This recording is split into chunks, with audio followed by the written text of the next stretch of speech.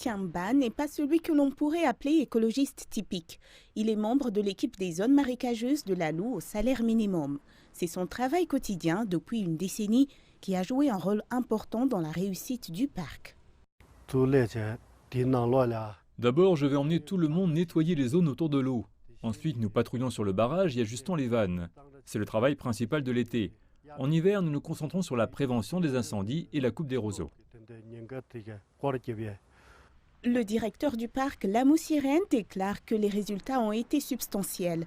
Le niveau d'eau a monté malgré des températures plus chaudes et d'autres effets du changement climatique. La masse d'eau s'est agrandie d'un tiers. Le niveau d'eau a également monté d'environ 310 mètres. Je pense que c'est la plus grande réussite en matière de protection.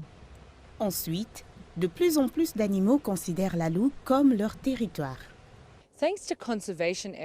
Grâce aux efforts de conservation, le nombre d'oiseaux qui choisissent de venir dans les zones marécageuses de Lalou chaque hiver a doublé en seulement 5 ans, y compris la grue à queue noire en voie d'extinction est considérée comme l'une des espèces de grues les plus rares au monde.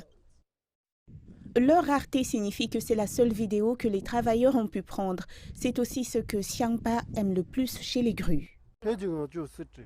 Il y a 4 grues, parfois 3. Je pense qu'il pourrait y en avoir de plus en plus si ça continue comme ça. Au début, il n'y en avait pas.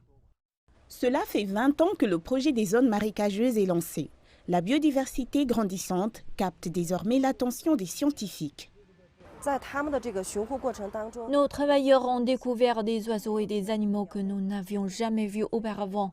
Ces dernières années, nous avons invité des experts et des chercheurs à venir dans les zones marécageuses pour étudier les espèces, la végétation, les oiseaux et les animaux.